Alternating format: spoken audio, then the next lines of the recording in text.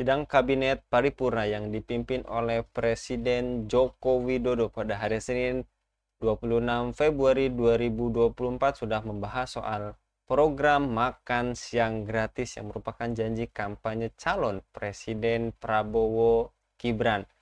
Hal tersebut diungkapkan Menteri Agraria dan Tata Ruang atau Kepala Badan Pertahanan Nasional ATR BPN Agus Harimurti Yudhoyono setelah mengikuti sidang di Istana pada hari Senin siang. AHY menuturkan ada 83 juta penerima program makan siang dan susu gratis. Apakah program makan siang salah kaprah sejak awal? Apakah menambah beban keuangan rakyat dan apakah bisa memicu masalah baru? Untuk membahasnya kami terhubung dengan pakar ekonomi syariah Bung Arim Nasib. Kita sapa terlebih dahulu. Assalamualaikum warahmatullahi wabarakatuh, Bung Arim. Waalaikumsalam warahmatullahi wabarakatuh. Kabar baik, Bung Arim? Alhamdulillah, insya Allah Mas Anggi sehat. Alhamdulillah. Apa karena sudah dapat makan siang gratis nih, Bung Arim? Kan belum, Oh, itu baru belum. wacana Oh itu kan, iya, baru itu wacana wacana. itu kan. Baik, baik, baik. Karena udah Baru pada wacana itu kan. Dan sibuk. lagian saya mah kan nggak dapat jatah gitu kan. Oh Yang dapat iya, jatah iya, gitu iya, kan, iya. saya bukan ibu hamil gitu kan. Bukan anak sekolah juga gitu kan. Tapi kan kalau ASN itu dapat uang makan, udah dapat itu dari anggaran harian itu kan.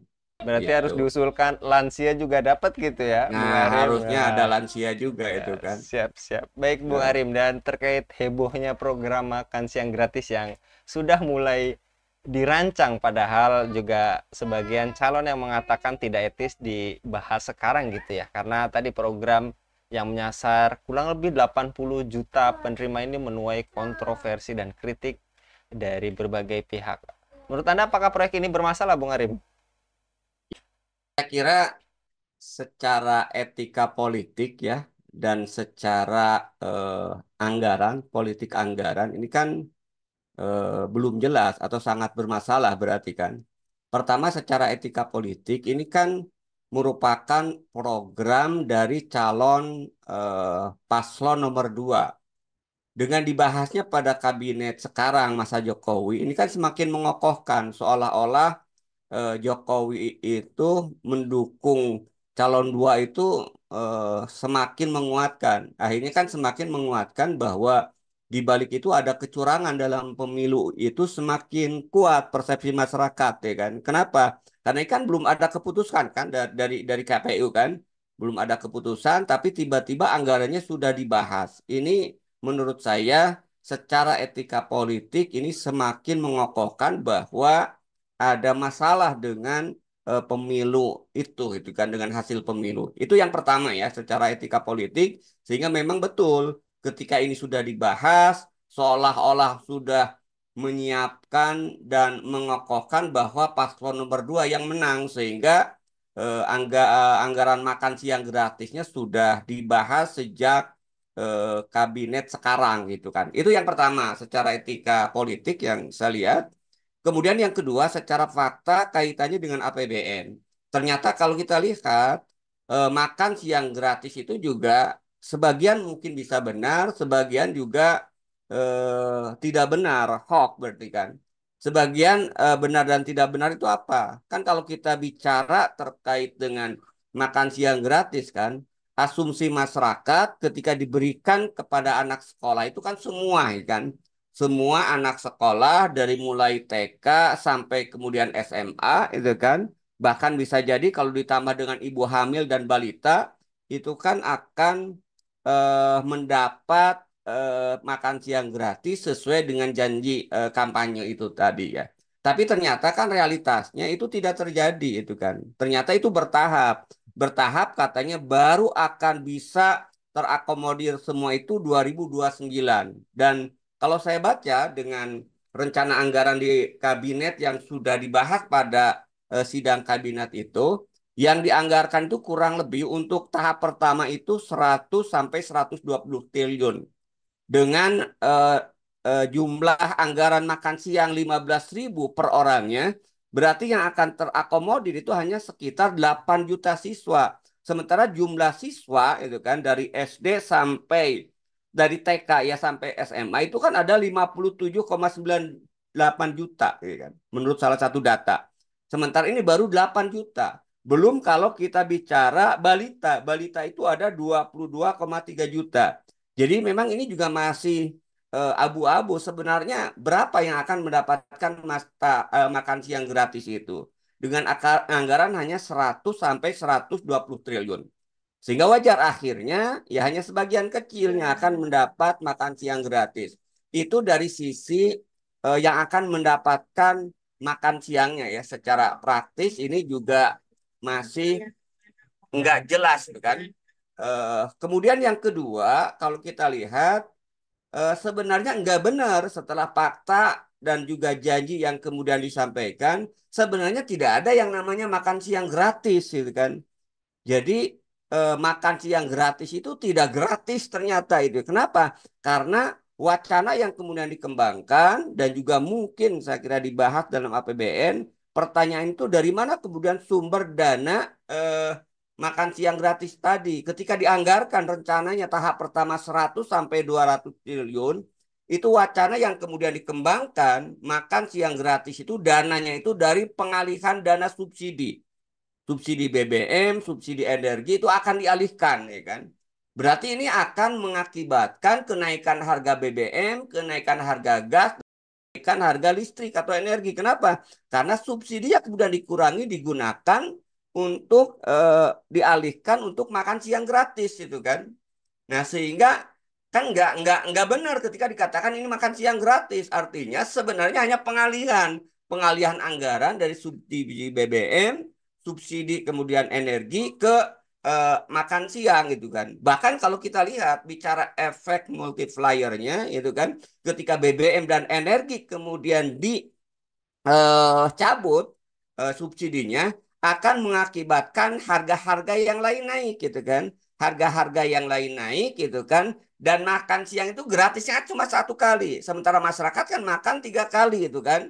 Satu makan pagi dan makan sore. Nah berarti ketika kemudian ini ya digratiskan makan siang aja, sementara dananya dikompensasi dari pencabutan subsidi, berarti akan mengakibatkan kenaikan terhadap harga bahan pokok maupun yang lainnya. Dan akhirnya kan nggak ada itu yang namanya makan siang gratis. Itu dikompensasi dengan kenaikan harga atau dengan pengurangan subsidi energi dan BBM. Itu ya yang kedua itu kan. Yang ketiga, ini juga semakin menunjukkan bermasalah, semakin menunjukkan bahwa pemerintah itu keberpihakannya hanya kepada para oligarki, tidak berpihak pada rakyat. Kenapa? Kok ketika ingin mengadakan program makan siang gratis itu, yang dikurangi itu adalah subsidi. Bukan yang dikurangi itu membayar bunga utang luar negeri. Mungkin masyarakat akan senang kalau makan siang gratis itu, yang dikurangi itu adalah pembayaran bunga utang luar negeri yang tahun ini dan tahun depan itu angkanya mencapai 500 triliun gitu kan. Jadi kalau ini kemudian tidak bayar itu kan, karena memang apalagi kalau kita lihat dalam sudut pandang Islam itu kan, itu adalah riba bunga, maka baru ya negara itu punya kepedulian terhadap rakyat. Tapi ketika kemudian yang diambilnya itu adalah subsidi itu kan, sementara untuk kepentingan oligarki yaitu bayar bunga ya yang 500 triliun tidak pernah kemudian digugat itu kan, tidak pernah kemudian dikurangi, tidak pernah minta kemudian untuk hentikan, ini menunjukkan bahwa pemerintah semakin mengokohkan bahwa pemerintah itu adalah pro oligarki, pro kapitalis, rakyat hanya dimainkan saja gitu kan untuk kepentingan para kapitalis. Itu saya lihat sudut masalah yang saya nilai dari sisi etika politik maupun sisi dampaknya terhadap anggaran dan subsidi dari program makan siang gratis ini. Itu ya, Bung Anggi. Baik, jadi juga ada respon dari si paslon tersebut mengatakan belum jadi apa-apa udah diributkan. Tenang aja gitu kan. Dan berikutnya tadi juga Anda sempat menyinggung terkait makan siang gratis ini tidak gratis karena tadi subsidi yang lainnya dipangkas. Dan apakah makan siang gratis ini berdampak pada defisit APBN, karena juga ada yang menyinggung ini hati-hati defisit begitu, Bu. Ya, sangat mungkin hati-hati akan defisit karena kalau kita tadi kan kita misalnya itu kan katakanlah tahun depan yang dibahas oleh DPR, MPR dan pemerintah itu kan anggaran tahap pertama itu 100 sampai 120 triliun ya kan. Nah, pertanyaannya dari mana sumber anggarannya itu kan? Kalau sumber anggarannya semua subsidi BBM dan energi kemudian dikeluarkan, ya kan? Berarti lebih dari setengahnya subsidi itu kemudian dikurangi. Dan itu saya kira mereka akan berpikir dua kali akan menghadapi gejolak. Maka paling kan bertahap kan, subsidi misalnya seperti rencana mereka mungkin tahun depan yang akan kemudian dihapuskan itu adalah subsidi Pertalite. Nah, sebagian subsidinya digunakan katakanlah kalau benar ya itu untuk makan siang gratis. Tapi kan masih ada dana yang dibutuhkan kurang gitu kan dari 100 sampai 120 triliun tadi. Dari mana peluang besar itu kan nambah utang gitu kan. Nambah utang gitu kan untuk meningkatkan APBN lagi. Kalau tidak nambah utang pasti meningkatkan pajak kan. Lagi-lagi ini kan semuanya beban bagi masyarakat ya kan. Menambah utang juga beban bagi masyarakat ya kan. Menaikkan pajak juga beban bagi masyarakat itu kan. Kenapa? Karena tadi pemerintah itu kemudian tidak pernah membuat solusi yang itu pro rakyat ya kan. Yaitu apa? Tadi kurangi utang, bunga utang coba. Yang harus kemudian dikurangi itu baru kemudian pro terhadap rakyat. Atau misalnya eh, mencari sumber lain dari APBN. Apa? Pengelolaan sumber daya alam. Kemarin saya dapat informasi dari salah satu media itu kan, pendapatan tambang batu bara ya yang itu mayoritas kemudian dikuasai oleh swasta 2023 itu pendapatan itu sampai 3.000 triliun ya. Bersihnya setelah dikurangi para oligarki itu mendapatkan keuntungan bersih 500 triliun. Nah, kalau ini kemudian yang diambil sebagai sumber pendapatan APBN untuk kemudian membiayai makan siang gratis, mungkin tidak akan berdampak terhadap defisit APBN. Tapi kalau sumbernya lagi-lagi utang, sumbernya lagi-lagi menaikkan pajak, jelas itu akan menaikkan defisit APBN. Ini jelas ketika kemudian menaikkan defisit APBN, otomatis tadi itu akan semakin menambah beban berat ya kan bagi rakyat karena defisit APBN itu harus dibayar dengan pajak di masa yang akan datang dan meningkatkan utang. Itu yang saya lihat ya, Bung Anggi itu kan. Ya. Baik, Bung, dan juga tadi klaim bahwa pangannya akan dipasok dari petani lokal, sedangkan Menteri Airlangga Hartarto telah memastikan anggaran untuk makan siang gratis yang disiapkan pada APBN 2025 itu sebesar 15.000 per anak. Besaran anggaran itu akan merata di seluruh wilayah Indonesia. Di sisi lain ya kita ketahui bersama masih bergantung pada impor ya, termasuk yang sedang bergejolak saat ini yaitu beras. Dan apakah program ini logis, Bung Arim, dan seberapa realistis klaim untuk tidak impor gitu, Bung? Kalau saya lihat ini kan kalau kita bicara terkait dengan kebutuhan beras ya, kita harus lihat fakta dulu. Kebutuhan beras itu kan sebenarnya kalau berdasarkan data itu ya mencukupi ya dari hasil produksi dalam negeri. Biasanya impor itu digunakan untuk cadangan, ya kan. Walaupun kadang-kadang bicara data statistik sulit juga bisa dipercaya itu kan. Tapi intinya kalau saya lihat, ketika kemudian ada makan siang gratis itu sebenarnya berarti permintaan terhadap beras itu nggak bertambah. Cuman kan tinggal pengalihan aja kan, yang selama ini kemudian didominasi oleh pasar itu kan artinya mekanisme pasar rakyat membeli. Nah sekarang itu kemudian yang membeli itu negara itu kan, karena untuk memberikan makan siang gratis. Karena kan ketika ada makan siang gratis ini ya itu akan berimplikasi kepada berkurangnya minimal permintaan beras dari sisi rumah tangga. Berarti kan anak-anak yang makan siang biasanya di rumah atau lewat warung itu kan dibeli disediakan oleh negara. Artinya kebutuhan terhadap beras itu saya kira tidak signifikan. Cuman kalau lihat faktanya biasanya ini kan dijadikan dalih gitu kan untuk menambah impor gitu kan. Karena kadang-kadang impor itu kan jadi dijadikan alasan tadi untuk stok, ada peningkatan harga agar stabilitas harga. Walaupun faktanya kalau kita lihat eh, ketika impor itu ternyata harga tidak stabil juga. Kita lihat kan fenomena harga beras hari ini itu kan.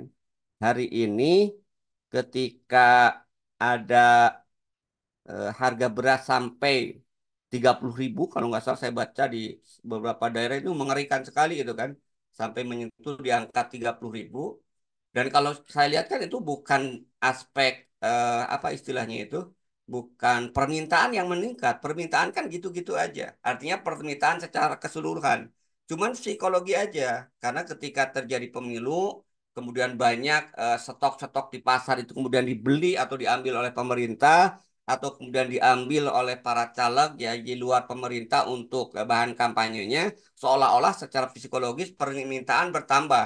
Sementara stok di pasar itu kemudian tetap. Sehingga terjadilah seolah-olah ada kelangkaan gitu kan. Ditambah juga ada istilahnya itu tambahan penghasilan dengan amplop selama kampanye, ya suap yang diberikan oleh para caleg gitu kan kepada rakyat ya kan, sehingga banyak juga membeli beras. Akhirnya kemudian permintaan beras terhadap beras tinggi, ditambah juga spekulan yang menimbun memanfaatkan ini, maka dengan kombinasi ini, maka harga beras wajar akhirnya kemudian naik tidak terkendali gitu kan. Nah, ketika kemudian dikaitkan dengan makan siang gratis karena ada dampak yang sangat nyata permintaan dari sektor pemerintah, walaupun kalau kita secara agregat pasti akan berpengaruh juga terhadap, tidak berpengaruh terhadap permintaan secara keseluruhan, tapi secara parsial seolah-olah ada peningkatan permintaan dari pemerintah. Dan gaya pemerintah kan untuk memenuhi permintaan itu biasanya tidak mengandalkan petani dengan alasan petani itu mahal. Padahal harga beras di petani mahal itu kan karena pemerintah juga mencabut subsidi pupuk mahal itu kan. Sehingga akhirnya apa? Pemerintah ngambil jalan pintas dengan cara impor. Maka kalau dikatakan tadi bahwa eh, makan siang gratis yang dilakukan oleh pemerintah akan meningkatkan kebutuhan terhadap beras dari sisi impor, itu realistis. Karena pemerintah itu sukanya itu jalan pintas, tuh kan, impor dibandingkan dengan membeli dari petani sendiri, gitu kan. Nah, ketika kemudian impor, lagi-lagi nanti rakyat itu akan semakin terjepit, gitu kan. Kenapa? Karena ternyata peningkatan kebutuhan beras yang dilakukan oleh pemerintah tidak juga ternyata mensejahterakan petani dalam negeri. Justru ya sebaliknya akan meningkatkan permintaan akan impor. Belum kalau kita bicara terkait dengan mafia impor ya, rente di balik impor yang selama ini melandasi, ini semakin klop gitu kan. Maka akhirnya sangat mungkin bahwa eh, makan siang gratis itu akan menciptakan impor yang lebih besar dibandingkan dengan sebelumnya. Karena tadi kebijakan pemerintah yang selalu mencari jalan pintas itu kan. Kenapa? Karena teknologi di dalam negeri itu tidak pernah serius ya untuk menciptakan produktivitas pertanian. Kemarin kan sempat heboh kan, ada proyek apa sih, jagung ya, eh ketela ya untuk eh, ketela yang berbuah jagung gitu kan. Itu kan sebenarnya untuk membuat salah satu sumber karbohidrat yang lain. Tapi nggak serius kan, hanya pendekatan proyek. Kenapa nggak serius? Ya masa menanam ketela pohon di daerah gambut itu kan sudah ditertawakan. Tapi karena pendekatan proyek, hutannya sudah dibabat, gitu kan, yang mereka berikan juga para oligarki itu kan untuk membabat hutan itu, mereka sudah mendapatkan tuh nilai nilai proyek dari membabat hutan ya. Ketika ditanami ya nggak akan berhasil. Maka untuk menutupi kegagalannya muncullah kemudian ketela ya berbiji jagung gitu kan. Ini contoh itu kan. Jadi saya lihat kebijakan-kebijakan yang kemudian dilakukan saat ini karena memang dikendalikan oleh oligarki, semuanya semata-mata untuk kepentingan oligarki kebanyakan, maka rakyat selalu yang menjadi korban, gitu kan. Kenapa? Karena pendekatan semuanya itu dengan pendekatan proyek, bukan pendekatan yang betul-betul untuk memberikan kesejahteraan kepada rakyat. Itu saya lihat, ya, Bung Anggi, gitu kan. Baik. Dan terakhir Bung, apakah program makan siang gratis ini bisa menjadi alat politik untuk dukungan masyarakat pada pemilu selanjutnya juga karena media asing pun menyoroti program makan siang gratis ini biayanya sangat besar. Dan apakah memang seharusnya negara itu memberikan makan siang gratis hanya karena program pasangan tertentu, Bung? Nah ini kalau kita lihat kan sebenarnya tadi kalau kita bicara bahwa makan siang gratis ini akan menjadi alat politik untuk mendapat dukungan dalam pemilu itu selama sistem demokrasi yang kemudian dijalankan ya seperti saat ini, maka itu sudah dipastikan ya itu akan dijadikan alat untuk paslon tertentu, terutama paslon yang didukung oleh incumbent, paslon yang didukung oleh rejim yang ada itu kan, rejim yang berkuasa. Kenapa? Karena kan makan siang gratis itu nanti sumbernya itu adalah dari eh, anggaran pemerintah. Dan di Indonesia, terutama kondisi sekarang ya rejim rejim 2 periode ini kan sangat transparan sekali ke ininya ya ugal-ugalannya itu kan untuk politik dinasti dan mementingkan kelompok dan kepentingannya. Dan saya kira ke depan juga itu sangat mungkin ini akan menjadi tradisi itu kan, tradisi untuk memenangkan paslon tertentu yang didukung oleh pemerintah gitu kan, rejim yang berkuasa, maka akhirnya kalau kita lihat tidak akan menciptakan sistem demokrasi yang sehat. Walaupun sebenarnya ya demokrasi itu kan intinya banyak kebohongan, hal yang wajar biasanya ya. Walaupun di beberapa beberapa negara katanya ada demokrasi yang sehat ya, tapi kan itu kaitannya juga dengan pendidikan politik terhadap rakyatnya. Nah, kalau di kita kan kalau kita lihat kemarin kan bagaimana tingkat pendidikan masyarakat kita, rakyat kita masih berada di level mayoritas itu SMP bahkan SD ya, SMA ke bawah gitu kan. Jadi sangat mudah kemudian dimanipulasi dengan kebijakan-kebijakan yang seolah-olah pro rakyat ya, tapi sebenarnya justru memanipulasi untuk kepentingan kekuasaan dengan eh, pro rakyatnya hanya dalam waktu tertentu, hanya sekedar saat pemilu atau juga proyek-proyek yang sifatnya mercusuar. Sementara kalau kita lihat secara utuh, ternyata proyek itu hanya sekedar manipulatif ya yang sebenarnya hanya mengalihkan dari satu anggaran ke anggaran yang lain gitu kan, atau harus ditebus misalnya dengan apa, dengan pajak yang tinggi naik atau dengan subsidi yang kemudian dikurangi. Itu yang pertama ya, jadi sangat dimungkinkan memang untuk dijadikan alat politik dalam memenangkan setiap pemilu oleh rejim yang berkuasa. Kemudian yang kedua, kalau kita berbicara terkait dengan makan siang gratis. Kalau saya lihat sebenarnya dalam politik ekonomi Islam, ya, karena kita bisa kalau kita lihat dalam perspektif syariat, jadi dalam perspektif politik ekonomi Islam, jaminan makan siang itu bukan hanya makan siang yang gratis itu bukan hanya makan siang aja gitu kan. Islam, politik ekonomi Islam menjamin ya siapapun yang berkuasa itu kan. Siapapun yang berkuasa dia harus kemudian melaksanakan politik ekonomi Islam ya yang menjamin kebutuhan pokok rakyat secara sempurna, bukan hanya makan siangnya itu kan. Sandang, pangan dan papan. Jadi politik ekonomi Islam mewajibkan rejim yang berkuasa, penguasa itu eh, menjamin kebutuhan pokok ya sandang pangan papan, bahkan bukan hanya kebutuhan pokok sandang pangan papan. Dalam sistem Islam negara juga wajib menjamin eh, pembayaran utang individu ya yang itu tidak punya ahli warisnya itu kan. Dalam salah satu hadis Rasul menyatakan man mata tarok kamalan falyarisu wa man mata tarok kadainan aldoyaan falyatini fa'ana maulahu.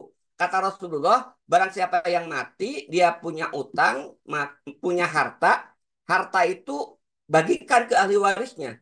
Tapi barang siapa yang mati dan meninggalkan utang atau meninggalkan anak istri yang lemah, kata Rasulullah, faliyatini fa'ana maulahu. Datanglah kepadaku karena akulah yang akan mengurusnya. Artinya di dalam Islam, jaminan kesejahteraan itu bukan hanya makan siang gratis. Jaminan kesejahteraan di dalam sistem ekonomi Islam yang diwujudkan dalam politik ekonomi Islam itu adalah terpenuhinya sandang, pangan, dan papan. Bahkan kalau ada juga yang sampai mungkin ya berutang ya karena mungkin ada kasus tertentu dan dia tidak ketika meninggal tidak sempat dibayar, kewajiban negara untuk membayarkannya, termasuk memberikan makan kepada yang ditinggalkannya dalam kondisi lemah tadi. Nah, artinya yang harus kita bisa pahami dari sini, dalam politik ekonomi Islam, jaminan kesejahteraan itu mutlak harus dilakukan oleh penguasa itu kan, siapapun yang berkuasa. Nah, karena itu hari ini kalau kita bicara terkait dengan kampanye ya yang diusung salah satu paslon perubahan, sebenarnya yang harus dilakukan perubahan itu bukan perubahan orang, perubahan sistem gitu kan. Jadi kita harus mampu mewujudkan, merubah sistem yang memberikan jaminan pemenuhan kebutuhan pokok, bukan hanya makan siang gratis, tapi semua kebutuhan pokok, ya sandang, pangan, dan papan, setiap individu rakyat kemudian terpenuhi. Dan itu hanya ada dalam sistem ekonomi Islam. Dan sistem ekonomi Islam ini akan bisa diterapkan secara sempurna kalau politiknya itu juga politik Islam. Nah, politik Islam juga akan bisa diterapkan kalau umat Islam menerapkan syariat Islam secara kafah. Karena itu perlu menurut saya kalau kita lihat ingin mewujudkan hak-hak rakyat itu hanya bisa terrealisasi ketika syariat Islam diterapkan secara kafah dalam seluruh aspek kehidupan. Sehingga yang gratis itu, yang dijamin itu bukan hanya makan siang dan bukan hanya siswa sekolah, tapi semua rakyat. Karena di dalam Islam, pemimpin itu adalah digambarkan oleh Rasulullah seperti pengembala. Al-imamu ra'in wa huwa mas'ulun an ra'iyatihi. Seorang pemimpin itu laksana pengembala dan dia akan diminta pertanggungjawaban terhadap gembalaannya. Itu saya kira ya. Sehingga tagline kita ke depan yang harus kemudian kita lakukan itu adalah perubahan sistem. Yaitu dengan sistem Islam yang insya Allah akan menjamin kesejahteraan masyarakat untuk memenuhi kebutuhan pokoknya secara utuh. Itu Bung Anggi. Terima Ya, kasih.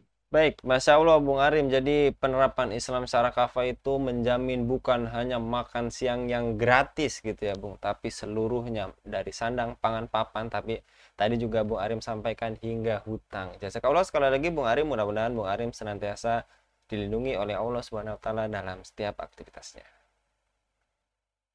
Demikian pemirsa Ilava News yang dirahmati Allah, jangan lupa untuk subscribe, like, dan share sebanyak-banyaknya. Semoga menjadi kebaikan bagi kita semua di dunia dan di akhirat nanti. Saya Anggi Suharna undur diri. Assalamualaikum warahmatullahi wabarakatuh.